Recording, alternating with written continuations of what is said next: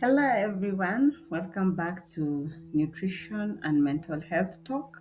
Welcome to episode 2. If you watched episode 1 and you showed it love, thank you so much. My name is Charity Onyonyama, founder of Charity Safe Haven, and let's dive into today's episode. Welcome back. And this series is basically to just expound on your role or the role of food when it comes to science and self-care. So I'm going to break down those technical terms into easy to understand so that you can take care of yourself, because for me, I believe food is also a form of self-care. And thank you for showing episode 1 so much love. Please subscribe to this YouTube channel. Follow me across all my social media platforms at Charity Self Haven. Contact me through this number on WhatsApp. Let's talk. Today we're going to tackle myth, confusion, and real concerns. And we're just going to see how mental health plus food is a safe space conversation. So show this episode some love, share with someone who needs to know, and let's dive in. Your question on food and mental health answered. So question 1, can food really affect mental health? And yes, absolutely. Think about it. Your brain is one of the most energy hungry organs. I feel like people don't know that. That's why I'm shocked when people don't really take care of what they eat. And it uses up to 20% of our daily energy. So take the total daily energy you take, let's say 1800 kilocalories, take 20% of it, just know it goes to your brain. And the food you eat often provides the building blocks for neurotransmitters such as serotonin and dopamine. We're going to look at them later on. And the chemical that influence how you feel. When your diet is lacking, you might feel moody, fatigued, brain fog, and this is from my own experience. When I don't eat well, I usually feel this way, and when I eat a balanced meal, I feel more steadier, feel like my moods are okay, I'm focused on what I'm doing, my energy don't dip and rise anyhow, and I feel like I feel more calmer. If I don't do it, I feel more irritable, and that is how food is not only factor in mental health, but it's a powerful one when it gets overlooked. Question 2, what foods are best for brain health? I feel like I talked about this in episode 1, but we're just going to have a refresher course. One is omega-3 foods such as fish, chia seed, flax seeds. I love my nuts and seeds. Whole grain for steady energy because they're not easily broken down, so your energy don't spike or dip throughout the day. Leafy green and colorful vegetables. I call them the rainbow vegetables that are rich in antioxidants, and you know the functions of antioxidants just to repair what the body experiences when it goes through oxidative stress. Nuts and seeds to offer you healthy fats. I told you the importance of healthy fats when it comes to hormonal health. It's PCOS awareness month, so we need to really take care of our hormones, especially women of reproductive age and also our men. Hydration is often overlooked, but I feel like it's such an important vital aspect, because even a mild dehydration always affects your focus. We're going to look at this in the coming slides. Yeah, think of it as building a plate that fits both your body and your brain. Question 3, does sugar really causes anxiety or depression? Sugar gets a bad rep. Sugar gets a bad rep, and here's the truth of why it does. Too much sugar can affect your mood or my mood, because of blood sugar spikes and crashes. If you follow me across all my social media platforms, the Charities of Ivan, I really talked at length about sugar spikes and crashes. Those ups and downs can trigger irritability, very true, anxiety, and even increase depression risk if it's a long-term habit.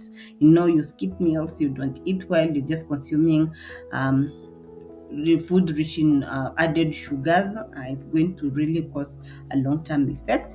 But occasional sweets here and there aren't going to cause mental health illness. The key is finding the balance, because to me food also brings joy. My love language is food, so when I make you a nice plate of food, just know it's my way of showing love. Culture, food connects us. That's why everyone feels entitled to give advice when it comes to food. And when I cook and people enjoy my food, I feel a connection to them. So it's very, very important to find a balance and not demonize food, but understand how it affects me and you. Question 4: what does caffeine and mental health? So this is more or less if caffeine affects our mental health, and caffeine is another big one. Very true.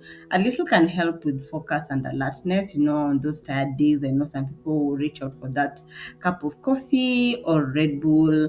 That's an energy drink, caffeinated one at that. But too much of it causes anxiety, restlessness, and poor sleep. I know, especially if you take them late into the afternoon, late into the evening, especially Red Bull. I've ever tried. I was tired. I wanted to sleep, but I couldn't sleep. So if you're sensitive to caffeine like I am, try pairing it with food or cutting back when it comes to your late afternoon and evening intake. Question 5: can skipping meals affect my mood? This is also something that I talked about in my previous episode, and absolutely yes. Skipping meals drops your blood sugar, and that is when we get hungry. Yeah. If you've noticed the pan, leave it in the chat box. You get so hungry and angry. For me, when I'm upset, I'm irritable, give me food and we are good to go. Chronic skipping of meals increases stress hormones. And like I said, this is PCOS Awareness Month. It's all about hormones. When your cortisol levels are high, most of the time your body will not be okay. So ensure you don't skip meals frequently or make it a habit.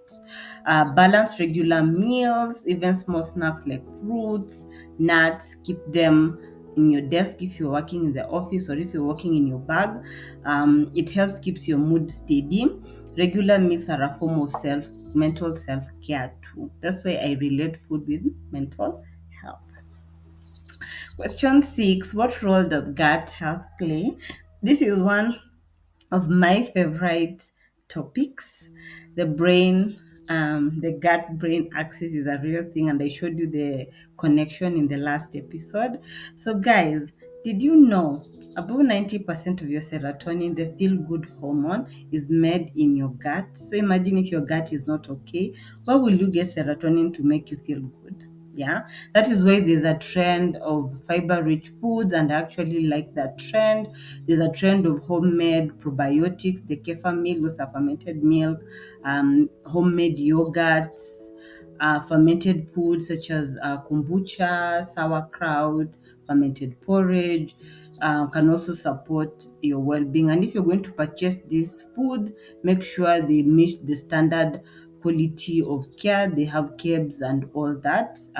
Feel like there's a lot of food production going around that is really not regulated, and sometimes it can cause more harm than good. When your gut is balanced, your mood often feels more balanced too, guys.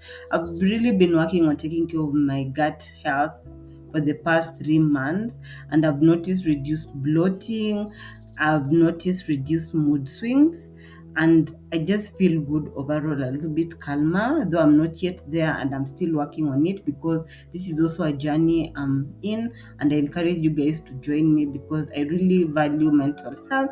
I'm a mental health advocate. That's why I really wanted this series to feature on this YouTube channel, to just capture my role in advocating for mental well-being.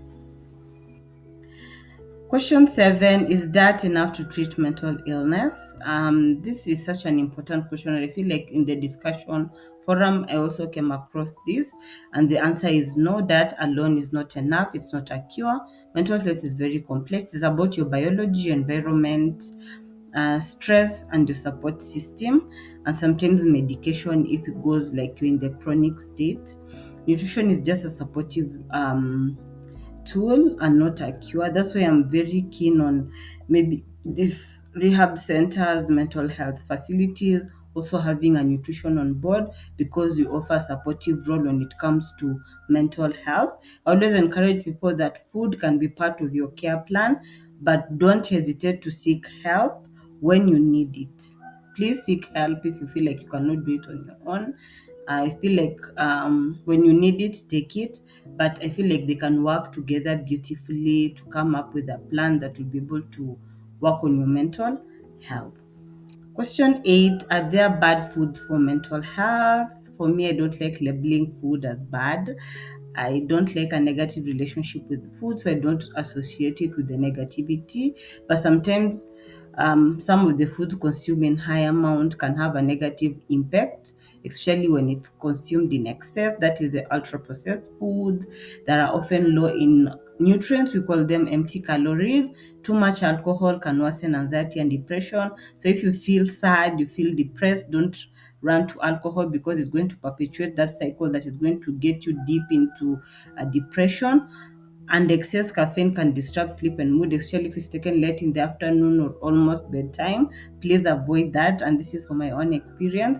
But labeling food as good and bad, for me, I feel like it's not helpful, especially if you really have a negative relationship with food. Having eating disorders, it's very, very important not to label food, but instead think, this is just my food for thought. What can I add to my plate that supports me? That is healthiest mindset. Don't look at it as good and bad. Just look at your plate and see. Charity has said this and this. Are this on my plate? How are they helping me? How is this and this and this? So I don't like labeling food, and I don't want to perpetuate the negative relationship with food. Question 9. Can hydration affect mental health? Yes, even mild depression can cause fatigue, you feeling foggy and irritable. In fact, some symptoms of dehydration can really mimic anxiety, and that is from my own experience. Water supports blood flow and nutrient delivery to your brain, so target 8 to 6 cups. For me, I'll show you my big bottle. Here it is. So I'm going to take a sip. Yeah, and it makes me feel good. So your water daily target water intake varies with your activity. If you're physically active, more. If you're sedentary, also look at it. Your climate, if you're in hot regions, cold regions, you really have to look at that, because it's going to affect your overall target or water intake. Tea, fruits and vegetables, especially cucumber, cabbages, watermelon, they're really hydrating fruits and vegetables. So also count them in as your overall fluid intake. Question 10. Do supplements support with mental health? Some supplements like omega-3, vitamin D, B vitamin show benefits for mood, but supplements should not replace food. This is some studies I've come across. I think I leave them in my LinkedIn, that shows the importance of supplements in mental health. Yeah. The best approach is to always food fast. Food fast, yes. Nimezona out kidogo. And then use supplements if you have deficiency or you have specific needs. And ideally, this should be guided by a professional. Focus on food fast, fill the gap if it's needed.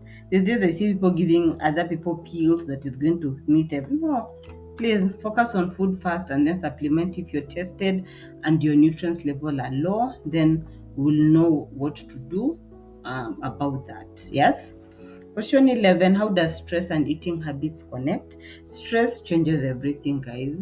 Cortisol is the main stress hormones that make us crave comfort foods, and comfort foods most of the time are refined foods, sugar, added sugars. I don't know why we go to that. Some people overeat, others lose appetite. For me, I have emotional eating tendency. When I feel excessively stressed, sometimes I feel like my cortisol levels are high. I usually run to food and I eat my stress away. So mindful eating, just even pausing to notice your hunger and fullness cues can help break the cycle. And this is something that I've been doing. When I'm feeling stressed and I want to reach out for that bag of fries, I ask myself, do I really need to eat these fries, or am I eating to fill a void?